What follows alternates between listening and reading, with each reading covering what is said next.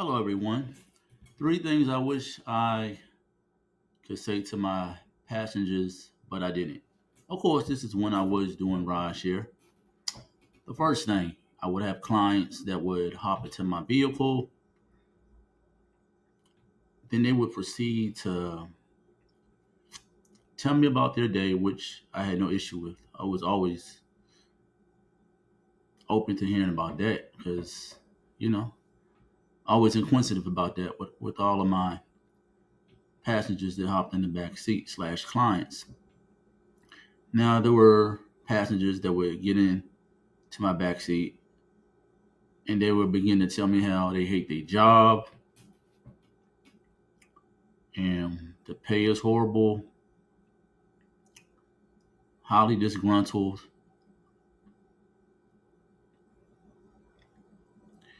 Now if I didn't have to keep it professional, I would have just came out and told him or told her that, well, you know, you have options. You have options. One of the options is to leave that position. For those that had concerns about their boss not doing right by them, they could have just went to see their boss or write to the company about their boss. I would have told them that. Then I also would have asked them because I don't know, this could have happened. I highly doubt it, but I would ask because I'm a kind person. And I would kindly ask, did anyone put a gun to your head? Did anyone slip something in your drink? Did someone put a knife to your neck? Hold did someone hold the job over your head and force you? Were you in bondage before you decided to work for said company? And if they tell me no, which is 99.8% of the time, I would say then it all started and ended with you. You chose that position for whatever reason, so you have to deal with the consequences. Furthermore, I would advise them to search for another job and not to quit that job because life still happens, bills still happen. Also, that if they had enough capital saved away, then they would be able to just leave their job. And the reason being because economics wouldn't be an issue. I mean, hypothetically, just imagine my client. Let's say my client had 40,000 of capital in the bank or cash on them, and their debts were real low. Or let's say they had what the average American had. Let's say they had a car note. Let's say they had a mortgage slash or rent. Now, if they had a kid or two, that's different. I can't speak on that, so I wouldn't even advise them on the kid part. In fact, I would probably tell them, do what they have to do for their children. But if the kids out the house, let's say they're an empty nester or they're an individual that don't have no kids, I would be like, hey, they have 40,000 saved in the bank and all their bills are covered for, all their necessities are covered for, then they can just walk out. I would tell them they can either do it that way if they plan to never come back, although to keep it professional, give them a 2 weeks notice. But those are the only solutions. Um, Another thing, when I once had a client, and I spoke on this before, um, she was cheating on her mate. Right now, I wish I could have told her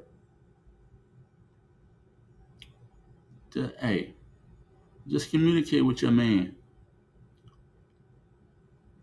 Now, reason being because if she communicated with him, prior to doing it, it wouldn't have been cheating. It would have been being truthful. Or if she had some kind of issue with him on whatever level, she could have brought that to him. And maybe she had. I don't know. But that's what which I could have said to her. Um, I also would have told her just to be honest. Have the overreach to just keep it 1,000 and let him know. Because reason being, because if she did that, she wouldn't have to have her homegirl on the phone as she's leaving work, where she was just getting work. Her words, not mine. Those were her words. When I pulled up, those were her words. She was still on the phone with a homegirl. She wouldn't have needed a homegirl to be an alibi. She could have avoided all of that. Also, would have gave him the choice to be with her or to leave. And even if they had kids, he still had the choice to leave. A la divorce. I don't even know if they were married, but he could have bounced. Some of you all may say, well, what about the kids? You can still do for the kids because, as the late great Patrice O'Neill said, one's happiness is paramount.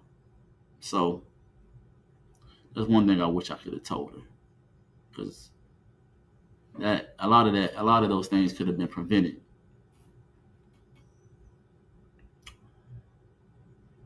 And then I had a client. He hopped into my car, and during rush hour, you have to you can't just speed. You have to drive with the flow of the traffic. However, this client insisted that I speed up, that I drive faster. And I wish I could have told the client that, hey, you placed this ride in the heat of rush hour. So you gotta go ahead and look in the mirror. That's your fault. Take some accountability for that. That's your fault. Or I would have been like, hey, why didn't you just drive yourself? Or better yet, why didn't you take the bus or take the train? Plus, he always had another option, his 2 feet. And I would have asked him, how could you request rideshare service and complain when you know what time of the day that it was?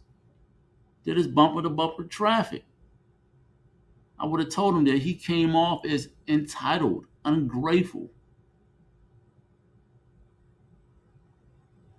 And I would have loved the speed, but I value my life and I respect everyone else's life around me. That's what I wish I could have told him. Because he was like, sir, could you hurry up? Could you hurry up? I was like, I actually told him this. I was like, I actually can't, because see, if I do, it will be this thing called a collision. And then you will probably never get home. It would be hours and hours. About a minute or so after that, he told me he understood. I'm like, and I was thinking, of course you understood. Now, I wish I could have told him. I mean, it was self-explanatory, so it wasn't really nothing. I wish I could have said that for that. And I know you all may be wondering, why didn't you just spill the tea when you had these clients in the car? Because I don't own the rideshare applications. The rideshare applications, when I was working, as I stated in prior videos, they had certain things within policy that always favor the client slash the passenger, which could cause the driver, a la me in this scenario, to get deactivated from the account. And within the deactivation, I would have to go off my prior rides and comments to vouch for myself. And even in that scenario, that may not have worked. Now, you all in the comments can let me know if they changed the policy. Or is it still the customer is always right? That is interesting. That's an interesting policy, which I do not agree with. However, I understand that it's not my business, so I don't make the rules. And even though that's true, I still can disagree with policy. So that's what that is. So click the link below and go and purchase my book, The Memoir of a Former Rideshare Driver.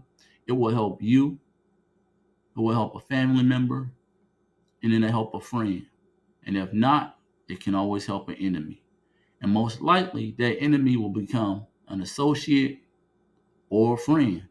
Depending on the nature of the relationship, you all can become lovers. So like, share, and subscribe, leave a comment, and I'll catch you all on the next one. Peace.